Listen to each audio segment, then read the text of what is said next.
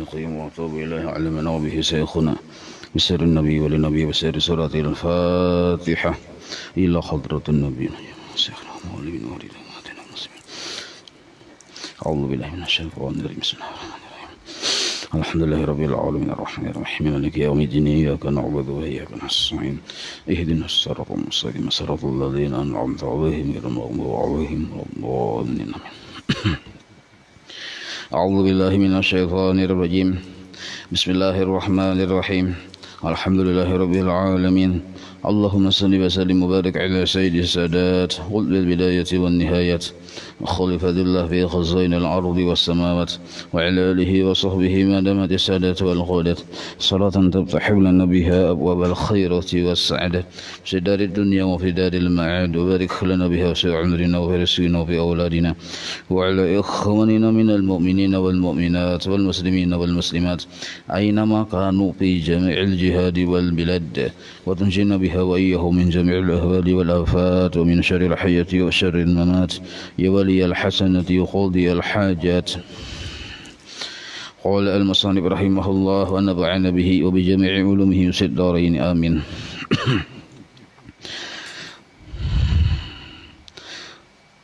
Dan ialah kalau salah halaman 71. Dan demikian lagi ini adab dalam sembahyang. Dan demikian lagi sayuguyanya seharusnya ingatkan di dalam hatimu itu akan kebesaran Allah dan ketinggiannya pada ketika engkau ruku dan sujud itu. Jadi waktu ruku isyarat kita menunduk, waktu sujud kita pun isyarat menunduk tunduk kepada Allah. Maka di saat tubuh kita tunduk kepada Allah, ingatkan ujar sidin dalam hatimu akan kebesaran Allah dan ketinggiannya. Dan lagi engkau ingatkan akan kehinaanmu dan dhaifmu dan kerendahanmu. Dan engkau ingatkan bahwa ada Allah Ta'ala itu memberi rahmat akan dikau dengan menjadikan akan dikau ahli bagi berbuat ibadah kepadanya dan munajat ke hadratnya. Jadi waktu ruku dan waktu sujud, pertama gerakan itu menandakan kita tunduk lawan Tuhan. Yang kedua, hati kita disuruh memandang akan kemuliaan Allah dan menyadari akan kehinaan diri kita. Dan di situ pun kita disuruh mengganang kebaikan Allah di diri kita, yaitu kita kawa beribadah, kawa bermunajat. Sebab sembahyang ini adalah ibadah yang disebut sekaligus juga munajat lawan Allah. Dan hendaklah engkau kosongkan hatimu itu daripada barang yang lain daripada Allah Ta'ala. Jadi yang lain dari Allah Ta'ala itu dikosongkan. Maksud mengosongkan ini jangan sampai pandangan kita itu terhenti hanya kepada makhluk, itu maksudnya. Nah, jadi walaupun permulaan yang kita lihati makhluk, tapi kalau ujung-ujungnya ke Allah Ta'ala, berarti sama artinya meniadakan makhluk atau mengosongkan makhluk dari hati. Memang makhluk ini ada kawakada dicangangi, tetapi sampai ke mana kita menjangangi, itu maksudnya. Kalau ingat sampai ke makhluk saja berarti mandak makhluk di hati. Tapi kalau kita menjangangi makhluk lalu sampai kepada Allah, berarti mengusungkan makhluk dari hati. Nah itu maksudnya.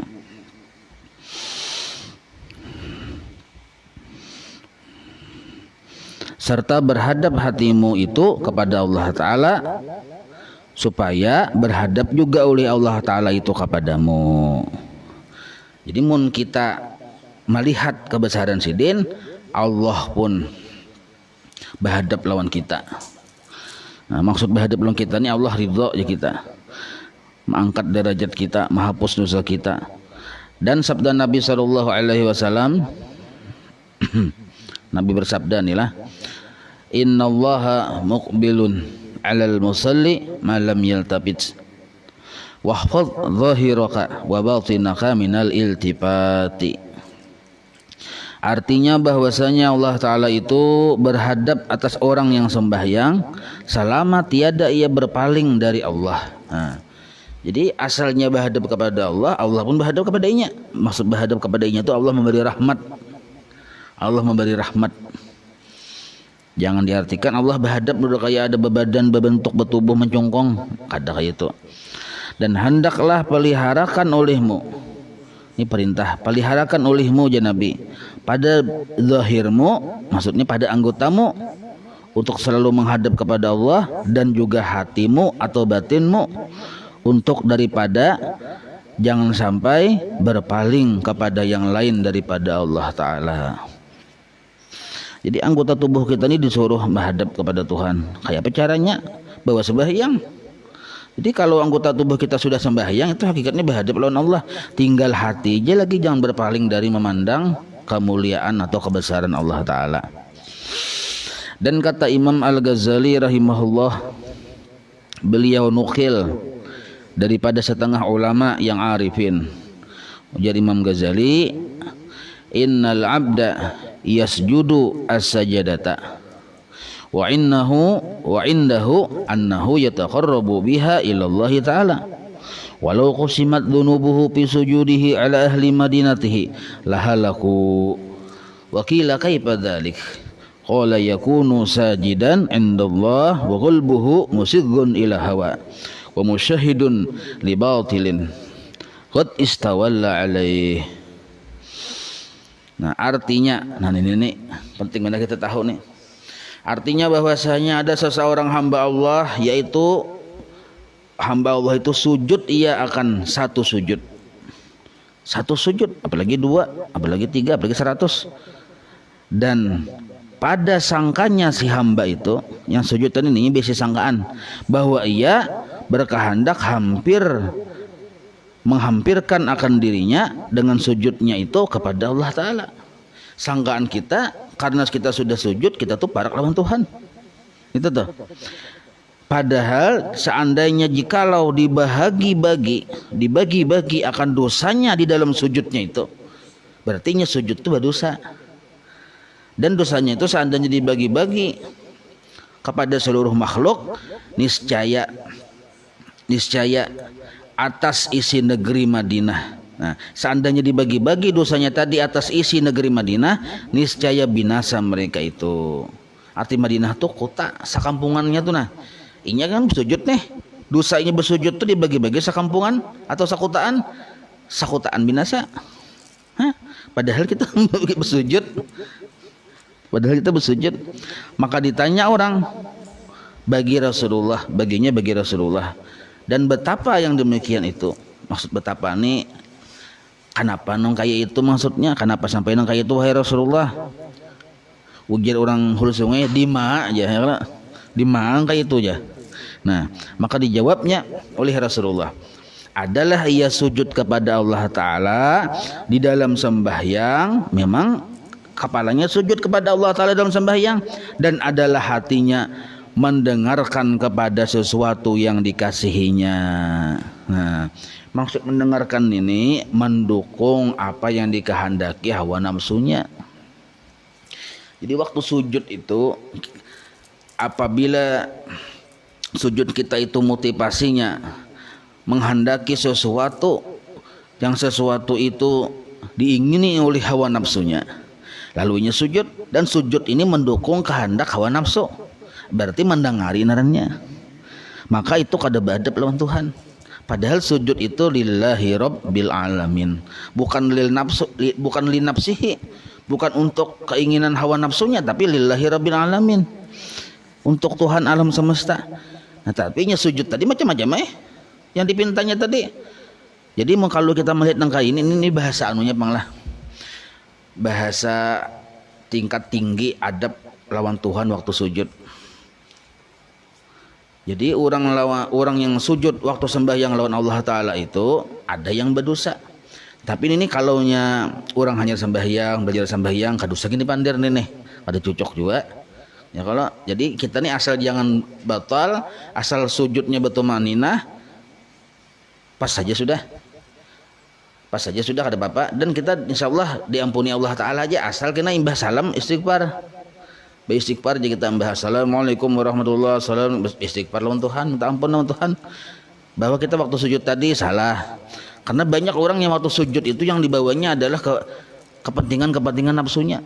Waktu sujud tuh, misal waktu sujud nih, lawas bener sujud, orang masyarakat menyangka kita nih wali Allah taala. Padahal ujar Allah taala wala nyawa. Kenapa? Waktu sujud tuh yang dipintanya kepentingan nafsunya. Seandainya kada ada kepentingan nafsunya, kada sujudnya nung Tuhan. Ayo, kadalah kita tercela benar. Napa kepentingan nafsu? Misal hendak sugih, bawanya sujud. Nah, itu narnya mendengari apa ujar nafsu. Nafsu pamamadahi, nafsu penyaman sugih pada kada. Baik sugih pada kada, makanya nyawa berusaha, lalu berusaha hendak sugih, dan beribadah pun dorongannya hendak sugih. Tuhan tak bawa-bawa ke sujud, itu yang dimaksud mendengari keinginan hatinya yang dikasihinya di waktu sujud. Itu maksudnya. Paham inilah. Ini jarang didengar ini yang masalahnya. Jadi menurut orang tajuk-tajuk biasanya kita tuh mendengar yang papadahan itu tuh biasanya ya kalau mudahan kabul hajat, ya kalau kayak itu biasanya mudahan sugih, mudahan selamat. Salah kan itu kada salah, cuman ini pembahasannya adab yang tertinggi. Nah, adab yang tertinggi. Amun kita membaca adab-adab yang lebih tinggi dari ini lagi, bahkan ada orang yang sembahyang beribadah mengharap surga itu diusir oleh Allah Taala. Ada nang kayak itu. Ya Allah Ta'ala seadanya surga kada kaulah, amun nyawa beribadahan ya Allah di situ celaknya tuh nah. Maka kita disuruh lillahi ta'ala, lillahi rabbil alamin. Ini hendak menghalusi, memujurakan, membersihin niat sebersih-bersihnya. Nah, cuma para ulama nabi kita maklum. Jadi nabi kita itu apa yang dipikirkan nabi kita tuh dipikirkan oleh para ulama. Maka nabi kita para ulama itu membagi ikhlas itu menjadi 3. Kalau cakanya ikhlas nang kayak ini berataan tereliminasi kita nih. Untung ada 3 ikhlas itu.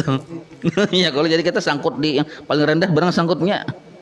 Sakurang-kurangnya kita nih kayak ini nah hendak ikhlas nah. Ya Allah, ulun beribadah kepada pian, ulun minta balasan. Kita terang-terangan dia pada minta balasan ya Allah. Memang itu yang kita kehendaki, tapi balasannya di akhirat ya Tuhan. Amun dunia pang tasarah pian ya. Amun kawai ya bagus saja Tuhan. Kayak itu sakurang-kurangnya kayak itu kita berucap. Ada barat ke akhirat tuh nah. Itu ikhlas. Mun menuruti orang wali kada meningau akhirat, kada meningau dunia.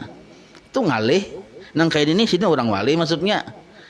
Artinya meningau tuh kada melihat dunia, kada melihat akhirat. Yang dilihatinya dirinya ini nah diridhoi Allah ada itu aja ini pikirannya. Nah ini terberat sedikit. Nah sekurang-kurangnya kita beribadah itu jangan menghadangi apa yang nafsu kehendaki itu jangan. Nah kita sujud nih sekalinya sidin ini ya sidin menghadangi sampai tertangis-tangis, menghadangi yang dikehendaki oleh nafsu. Cak ibarat belum balaki atau belum bebini misal ya kalau sujud jadi sujud nintu tuh lawas benar. Sekalinya jikirnya di hati kapan pabila balaki janak itu tuh. Jikirnya nintu tuh sampai tangis atau kapan pabila babini ya misal. Nah, itu kan urusan yang dikehendaki nafsu dibawa di dalam sujud. Sedangkan sujud ini lillahi ta'ala, bukan li nafsihi, bukan untuk kepentingan dirinya. Nah, maka sebenarnya kada beadab lawan Tuhan. Maka kada beadab atau dosa kada beadab itu seandainya dijadikan dosa nih, seandainya kada ada Allah ampuni nih. Allah kada mampuni, dosa itu dibagiakan sakampungan binasa. Nah, cuma alhamdulillah Allah Maha Pengampun. Nah, itu masalahnya. Allah Maha Pengampun. Kenapa Allah masih mau mengampuni kita? Karena kita umatnya Nabi Muhammad SAW. Itu aja jawabannya. Umatnya Nabi Muhammad. Jadi ada di sini kita salah, di situ kita bujur. Nah, di bujur situ Allah memandang. Karena sebuah kebenaran itu gawiannya Rasulullah. Maka Allah memandang sisi baik, sisi gawiannya Rasulullah yang ada di awak kita yang bujur. Itu yang menyelamatkan kita dari kesalahan ini. Nah, itu tuh alhamdulillah ya Allah. Dan melihat ia di dalam hatinya itu bagi sesuatu yang batil. Nah, nyata salah, kehendak nafsu, tapi didukungnya, dilihatinya, bukan kehendak Allah Ta'ala aja kita. Dan yang galib di dalam hatinya atasnya, titik. Nah, arti yang galib di dalam hatinya atasnya tuh, hatinya tadi dikuasai oleh keinginan nafsunya. Galib itu artinya menguasai hatinya, itu galib. Bahasa Arabnya asalnya galaba ya gelibu, galib. Jadi ada sesuatu kehendak di hati yang itu dari nafsu yang menguasai hati kita, disebut galib atasnya. Galib atasnya. Nah, kalaunya hati kita sudah dikuasai kehendak-kehendak nafsu, ya kalau kekawanannya pulang orang-orang urusan ahli dunia, maka apapun tindak tanduknya menjurus ke dunia aja berarti antuk. Walaupun kemasannya ibadah, walaupun kemasannya bungkusnya ibadah, maka jangan heran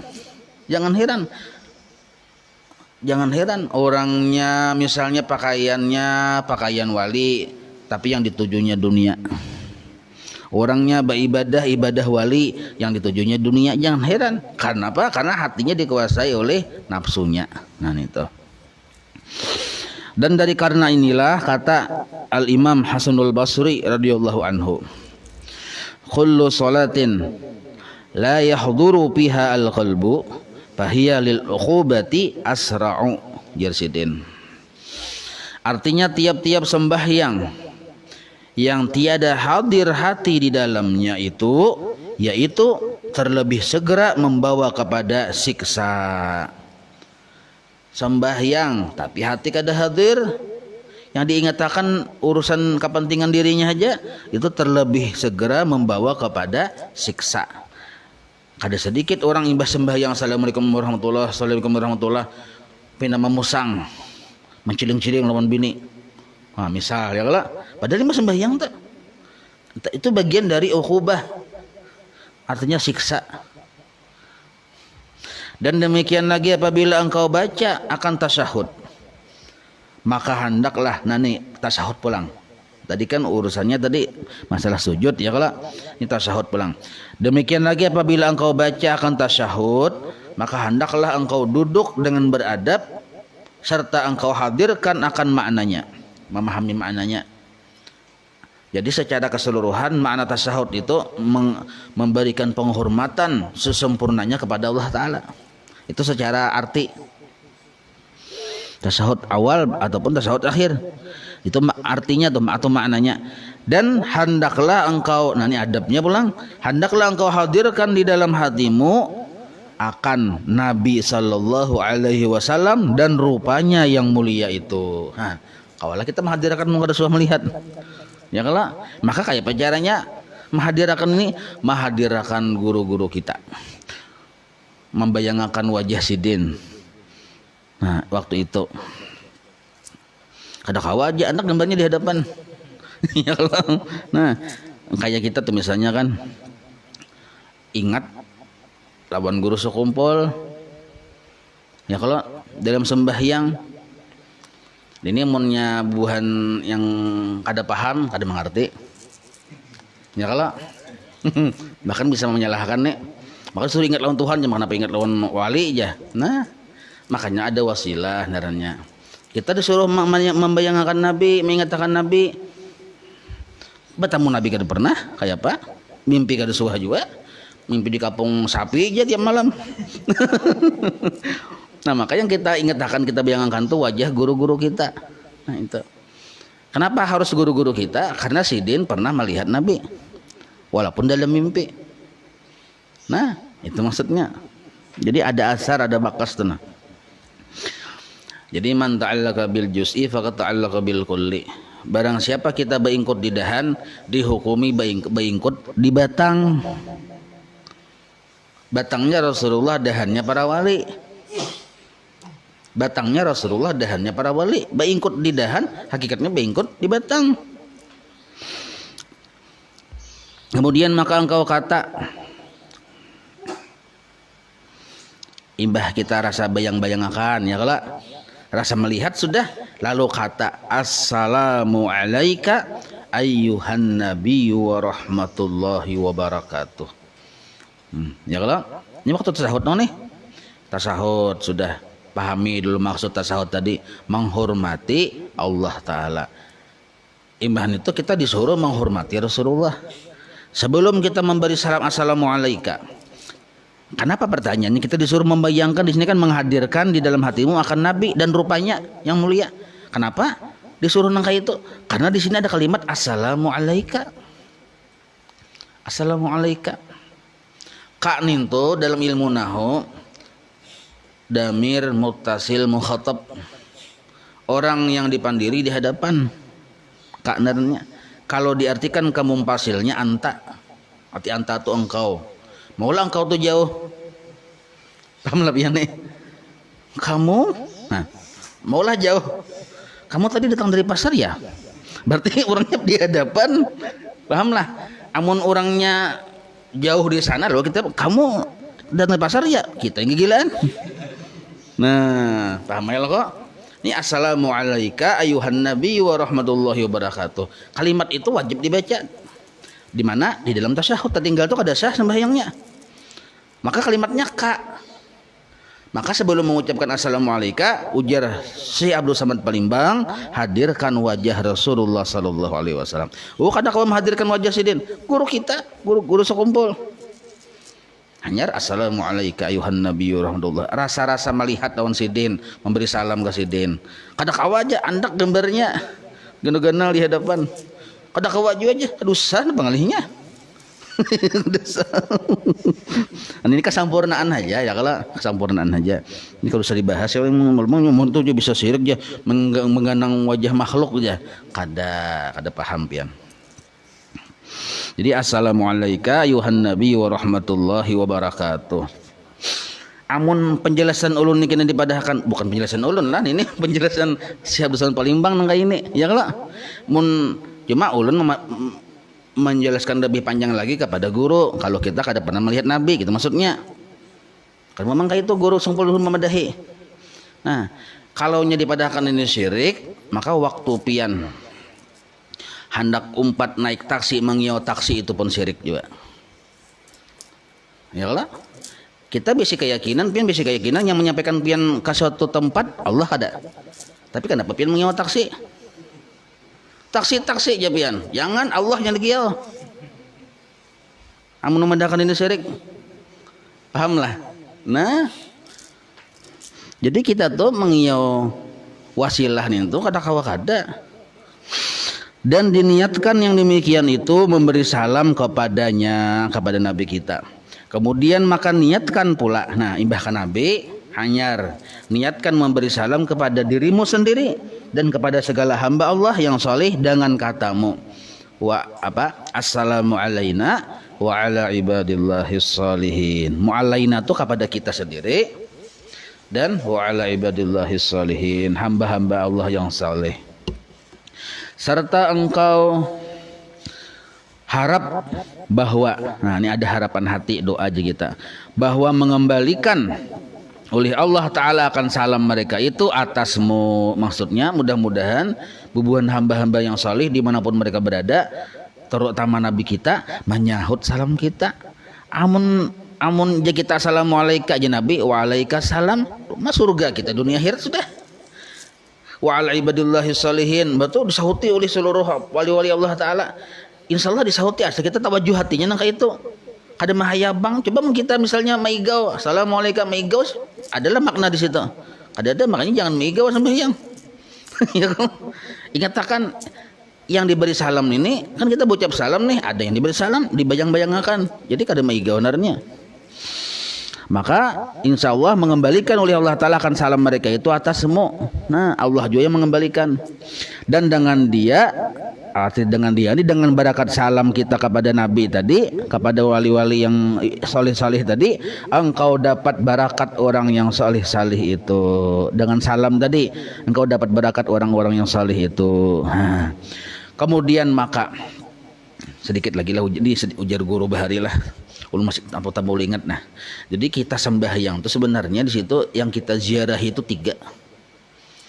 Pertama Allah, kedua Rasulullah, ketiga wali-wali Allah. Di mana waktu menziarahinya? Waktu ini nih. Berziarah sebenarnya kita. Nah, arti berziarah itu sahadrah.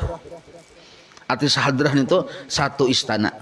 Jadi orang sembahyang ketika Allahu Akbar, ini satu istana dengan Allah, Rasulullah, wali-wali Allah. Makanya orang-orang wali itu bila sudah sembahyangnya Allahu Akbar, la khaufun alaihim wa lahum yahzanun. Kada ada duka cita lagi karena satu istana dengan orang-orang yang selalu gembira. Nah,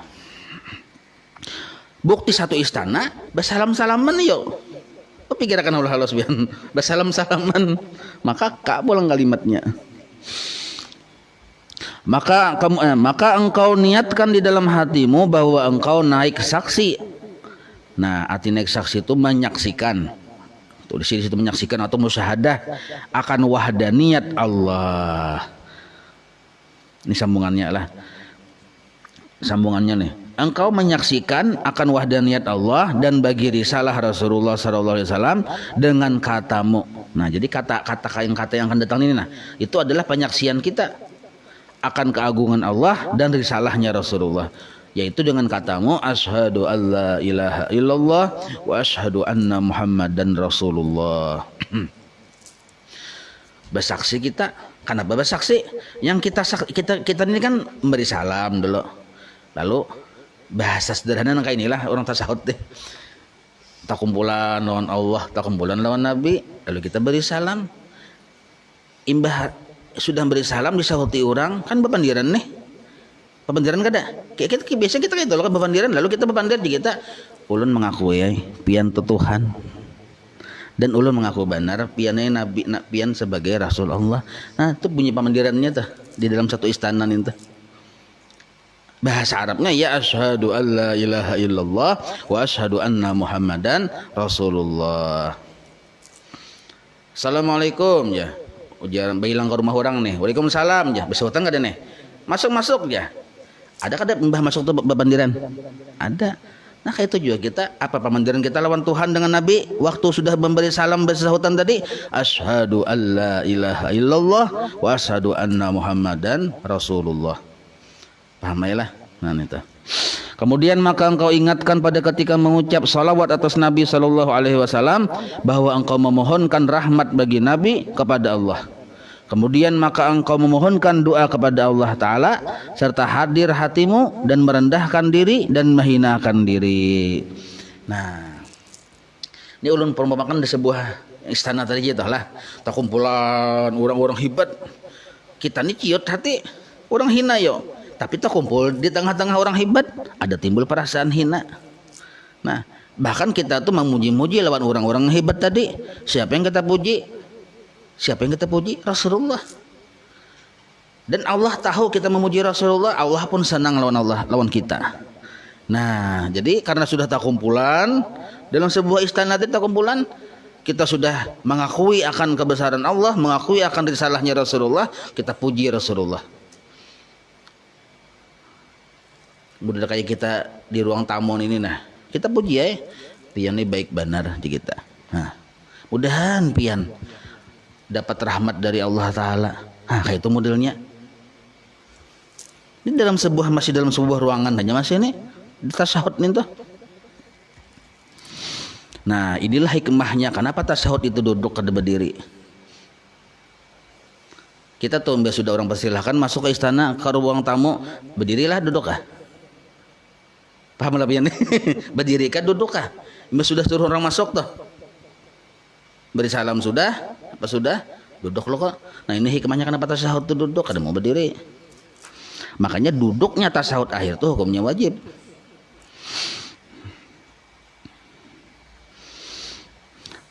Maka memberi salam. Nah, dan kemudian maka memberi salam engkau niatkan ketika itu memberi salam akan malaikat dan segala yang hadir daripada jin dan manusia. Dan kau niatkan pada ketika memberi salam itu akan menyudahi akan sembahyang itu, serta engkau ingatkan syukur akan Allah Ta'ala atas dirinya, akan diberinya akan dikau taufik bagi menyempurnakan sembahyang itu. Nah hadang hulu ini banyak bener nih anunya waktu salam nih tuh adab hatinya mun kada kawa sabarataan sebagian barang. Jadi waktu kita salam yang assalamualaikum warahmatullah, assalamualaikum warahmatullah, pertama kita ujar sidin niatkan pada ketika memberi salam itu menyudahi akan sembahyang itu kan tuntung ini sembahyang ya kalau nah yang di atas tadi pulang memberi salam akan malaikat yang hadir, baik itu daripada betul pulang jin manusia memberi salam ya lah sudah nih itu secara zahirnya ibadah itu diniatakan pulang memberi salam itu akan menyudahi akan sembahyang.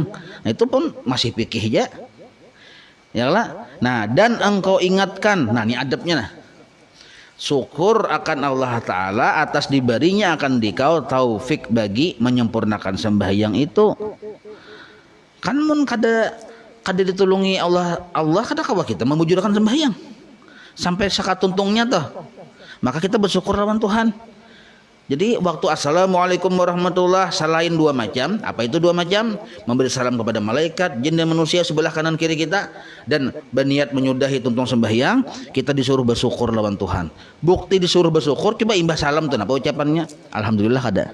Nah, alhamdulillahirabbil alamin sambil memusut muha ya kalau ini alhamdulillah itu menandakan ada syukur di hati bahwa kita sudah ditolongi Tuhan menyempurnakan kewajiban. Nah imbah syukur ada di hati himung di warning pulang oleh sidin jangan sampai syukur itu menyukuri mahimungi diri, jangan, yang disyukuri itu Allah Ta'ala, jangan himung lawan diri, maka itu disambung dengan serta malu engkau kepadanya. Nah jadi kita nih himung lawan Tuhan dan ada rasa malu. Seandainya kita himung aja kada ada rasa malu, siapa tahu kita timbul himung lawan diri pulang lalu ujub Nah ada malu pulang lawan Tuhan. Kenapa malu? Atas taksir yang di dalam sembahyang itu. Ternyata kita rasa banyak kekurangan. Taksir itu kekurangan dalam sembahyang. Lalu asupan juga. Nah seandainya sempurna juga tetapi supan ya kalau nah, orang berian orang jodoh. Nah dan takut pulang. Takut engkau kepada Allah Ta'ala. Ada takutan. Apa yang ditakuti? Barangkali tiada diterimanya sebab kesalahanmu kepadanya. Nah, barangkali kada diterima Tuhan sebab ada kesalahan, ada takutan juga kita di hati. Tetapi ini ada tetapinya. Sungguh pun yang demikian itu, walaupun ada rasa takut kada diterima Tuhan, hendaklah engkau harap kepada Allah Ta'ala akan diterimanya dengan anugerahnya dan rahmatnya, karena Allah Ta'ala itu Arhamur Rahimin. Nah jadi terakhir ujung-ujungnya disuruh gembira juga sekalinya, ada perasaan mengharap bahwa ibadah kita diterima oleh Tuhan. Nah perjalanannya ujung-ujungnya disuruh gembira juga, yakni terlebih kasih Allah Ta'ala itu sayang kepada hambanya. Mun kita menggandang Allah Ta'ala Arhamur Rahimin, ada perasaan diterima ya lalu kita himung lawan Tuhan. Nah dan kata Imam Ghazali rahimahullah ta'ala di dalam kitab Ihya Ulumuddin, fahadha tafsilu salatil khashi'in alladzina hum ala salatihim khashi'un والذين هم على صلاتهم يحافظون والذين هم على صلاتهم دائمون والذين هم يناجون الله تعالى لقدر استطاعتهم في العبودية. Artinya maka inilah perincian secara detail sembahyang orang yang khasyi' yang khusyuk.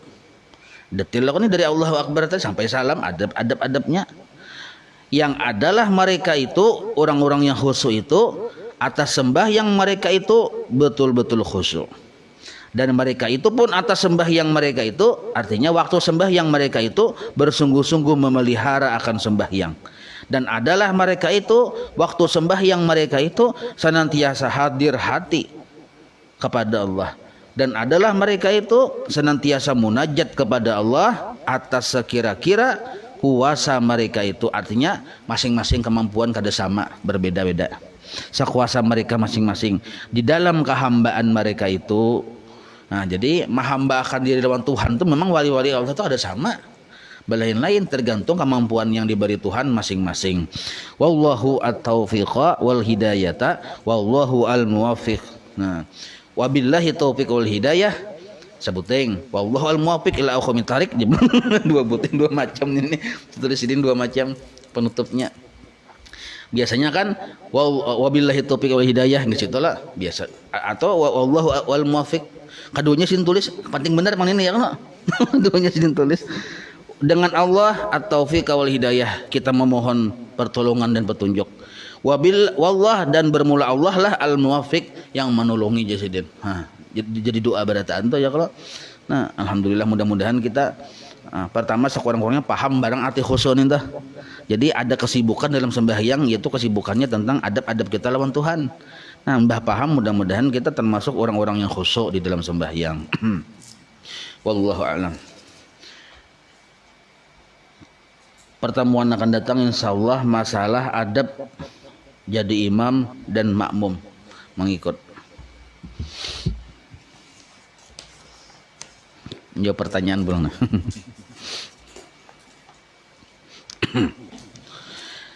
Pertama di hadis sahabat Itban bin Malik. Assalamualaikum Pak Ustadz. Ini orang pertama nih, orang ahli hadis sebenarnya nih. Dihadiskan sahabat Itban bin Malik meminta baginda Rasulullah untuk sholat di rumah beliau karena tunanetra, biar jadi musalalah untuk beliau sholat di rumah. Artinya disuruh sembahyang di rumah karena si sahabat Nabi ini buta, ada melihat. Sedangkan ulun pernah juga dengar, salatlah di rumahmu di mana saja, gak ada dikhususkan seperti di atas, kadang masih harus ada bakarinah musalanya tuh maksudnya. Nah, biar nanti tiap tempat sujud di mana kita salat itu bersaksi di akhirat kelak. Nah, jadi bagusnya itu dikhususkan buat musalah di rumah kah? Maulah musalah di rumah kah? Atau di berbagai tempat sudut rumah Pak Ustadz? Bagus saya keduanya. Keduanya. Jadi untuk musalah khusus ada, sewaktu-waktu kita di berbagai tempat di rumah kita ada, tak ada masalah tuh. Boleh ya keduanya. Yang penting suci tempat itu dari najis, itu aja.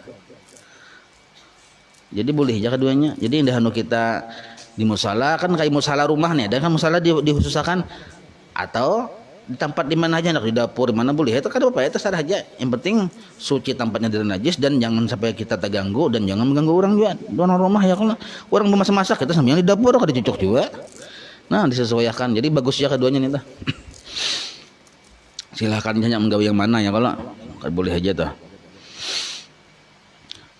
Yang kedua, assalamualaikum, ulun kada salah dengar.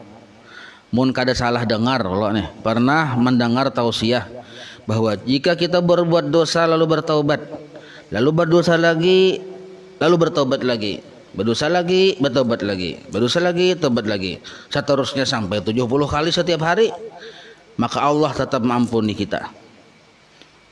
Nah, bujur nih tuh, bujur tuh ada dalam kitab penawar bagi hati ada. Dalam kitab Muqasyafatul Qulub ada juga rasanya itu, kalau ada salah lah. Dasar bujur itu, dan dalam kitab Hikam pun ada juga itu. Jadi bujur itu. Asal buat bertaubatnya itu ada penyesalan.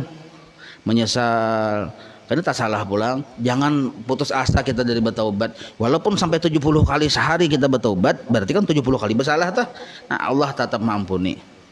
Tapi ada penyesalan. Menyesal dulu berniat kada hendak mau ulangi, ternyata tak ulangi pulang, ada apa-apa. Jangan sampai kita berpikir mun kakak ini aja, baik kakak ini jadi bertobat dulu sekali aja dulu. Kaina menghadang umur sudah 60 ke atasnya bertobat, nah itu yang salah. Atau menghadang kaina, menghadang sugihnya bertobat, salah juga itu. Nah itu, jadi ini bujur aja nih. Dengan catatan ada penyesalan di setiap taubat tadi, di setiap minta ampun lawan Tuhan tadi. 4 tahun guru musim corona ini banyak masjid yang saf jamaahnya berjarak kurang lebih 1 meter. Itu kayak apa guru hukumnya? Dapat aja lah pahala berjamaahnya. Ini kasus ini terjadi karena kita ada masjid pemerintah. Lalu ada yang jarak 1 meter itu. Padahal yang bujurnya itu azan tetap dikumandangkan. Jadi yang berjamaah di masjid itu muadzin dengan imam biar berduaan aja. Yang lainnya pang sembahyang berjamaah di rumah masing-masing. Kayak itu ya. Jadi yang dihindari ini kan kerumunan. Nya orang banyak ada paham, yang salah paham nih kayak berjumahat tuh nah. Yang salah paham lah berjumahat. Dilarang berjumahat ya tapi turun, betul. Karena orangnya banyak, karena dilarang berjumahat, lalu kada berjumahat tapi berjuhur aja. Sama ya bohong nih tuh. Kenapa? Tetap berkerumun juga yang lah. Yang dilarang ini berkerumun. Berarti maksudnya pemerintah nih itu kita kadusah turun ke masjid, sembahyang di rumah masing-masing. Sedangkan yang berjamaah itu cukup imam lawan muadzin. Itu maksudnya.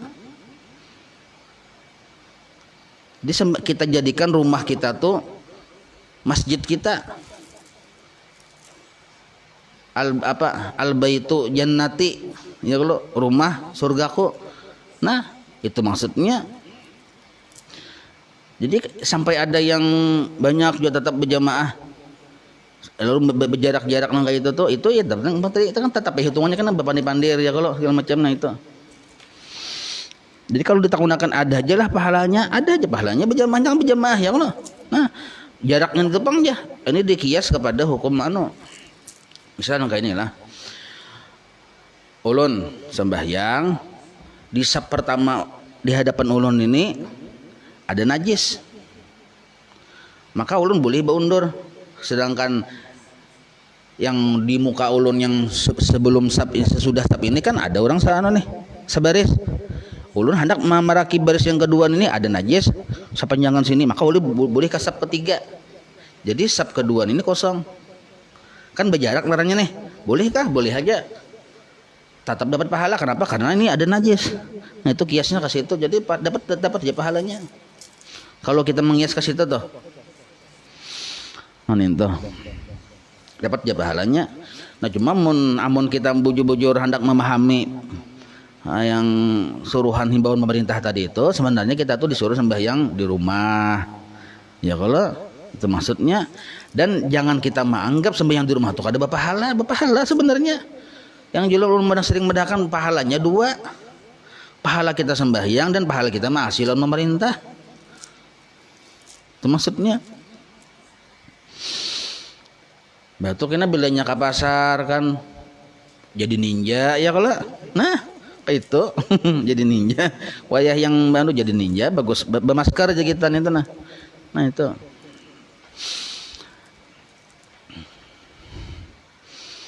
Itu jelas saja itulah. Jadi mohon bapak hal aja lah. Misalnya tetap mengarasi hendak ke masjid silahkan nggak ada bapak. Nah cuma bermasker. Cuma kan menyuruh bang lah. Cuma bermasker. Batu pulang dibuat jaraknya semeter bapak hal aja. Nah, bapak hal aja. Yang keempat hukum memakai parfum pada saat puasa apa guru? Makruh. Jadi berminyak harum siang bulan puasa makruh hukumnya. Jadi mana minyak harum tuh sebelum pas imsak tuh nah pakai minyak harum. Jadi kena pas puasa siangnya tetap harum nyala. Ada bapak nih tuh. Atau imbas sudah buka minyak harum. Jadi kalau berminyak harum siang puasaan hukumnya makruh. Itu bagi laki-laki yang makruh. Kalau bagi bini-bini kalau masih di rumah makruh juga. Kalau sudah keluar rumah hati-hati bisa jadi haram kalau bini-bini. Parfum hati-hati benar.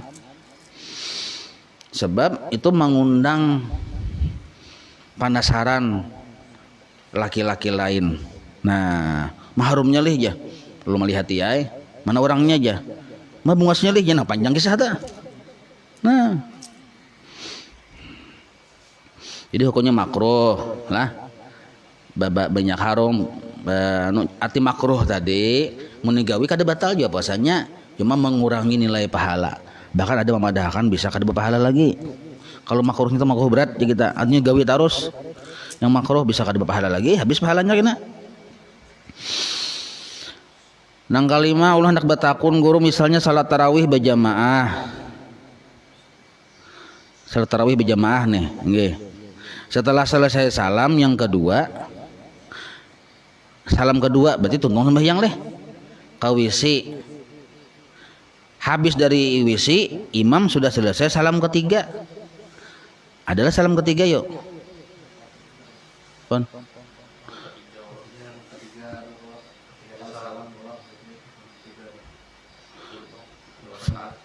salam yang ketiga.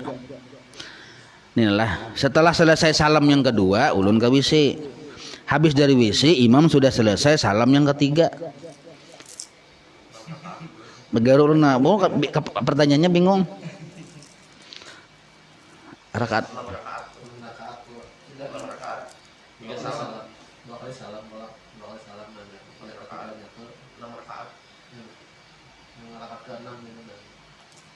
Pertanyaannya apakah ulun menambah sekali salam? Nah, ini pertanyaannya.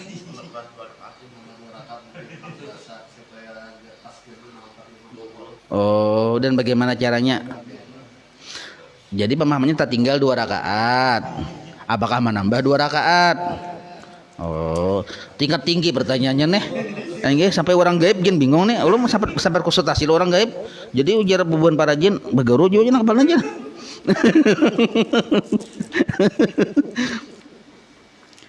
Jadi nih nggih lah tadahulu imam 2 rakaat tuntung salam ya Allah. Nah, lalu pertanyaannya apakah ulun menambah? Menambah. Walaupun saurangan. Nah, jadi sempurna 20. Bujur menambah nggih. 4 imam aja pang tak 4 imam tuh nambah juga nggih Bapak. Jadi jawabannya menambah lah, menambah 2 rakaat sekali salam. Ya kalau apa kalau menambah sekali salam 2 rakaat sekali salam. Nah, dan bagaimana caranya? Caranya kayak biasa. Berdudi sementara masih imaman 4 imam dulu. Karena bila sudah tuntung imam membaca 2 tarawih, ya kalau nah kita sembahyang 2 rakaat pulang. Jadi kita tuntung 2 rakaat, imam membaca doa tuntung juga. Nah, itu caranya.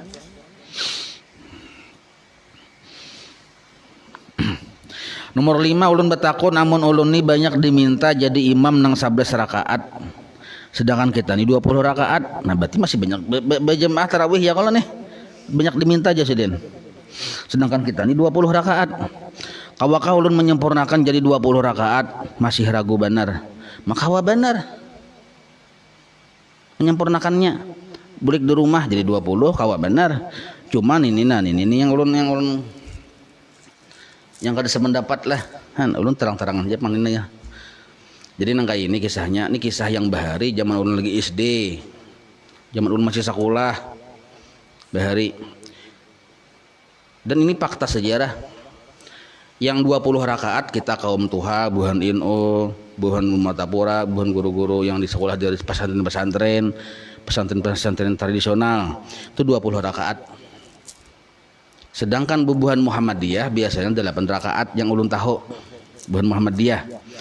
Dan itu berjalan sepanjang tahun ke tahun dan tidak ada perselisihan.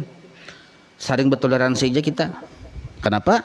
Lana amaluna walakum amalukum. Silahkan buhan Muhammadiyah 8 ini bisi dalil.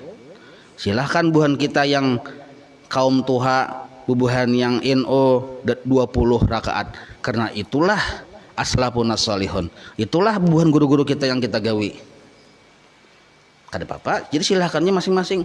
Nah, ulun yang prihatin oyah ini yang terjadi masjid orang NO, imamnya orang NO, jamaahnya jamaah orang-orang NO, tarawihnya 8.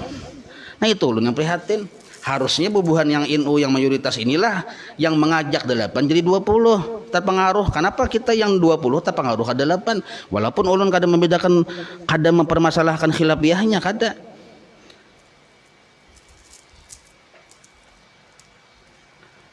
Kalau nya orang Muhammadiyah ulun maklum memang ini sudah 8, silahkan aja situ. Tapi kalau kita orang dalam pagar, kenapa umpatan 8? Maka ulun baca, ulun lihat, ulun analisa, oh ternyata yang 8 ini hampir-hampir sudah mulai merata di kalangan bubuhan kita yang ziarah kubur, yang mahaul guru sekumpul, orangnya nih. Kenapa itu terjadi? Padahal lah tiap tahun aja mahaul guru sekumpul juga. Berziarah juga, tapi ke tarawih 8. Model kayak orang Muhammadiyah aja tuh. Kenapa itu terjadi? Di antara faktornya bubuhan ustad-ustad, bubuhan ulama, bubuhan guru-guru, ada yang lulusan Darussalam, baik yang tuha maupun yang anum, bubuhan kaum tuha mau maimami yang 11.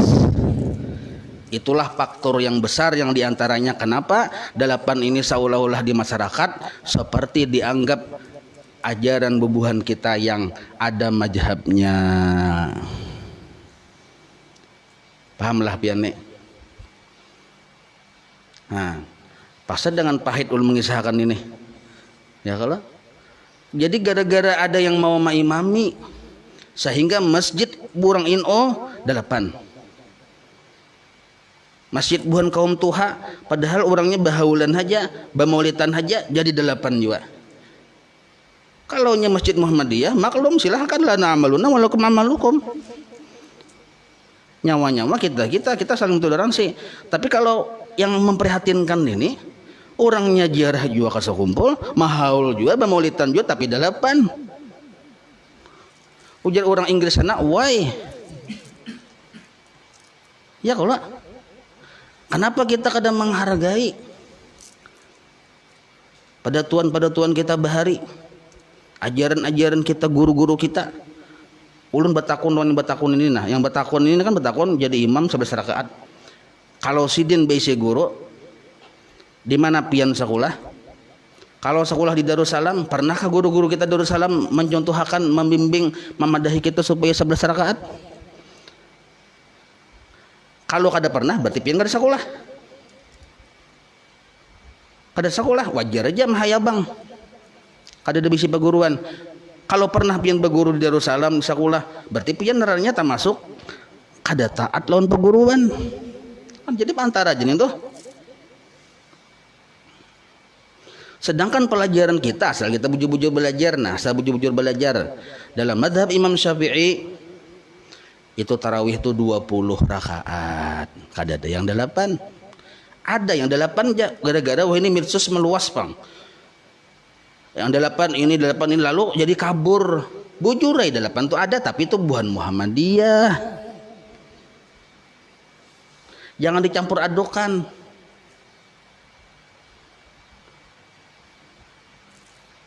Ya kalau dan ulun kada menyalahkan buan Muhammadiyah, silahkan aja.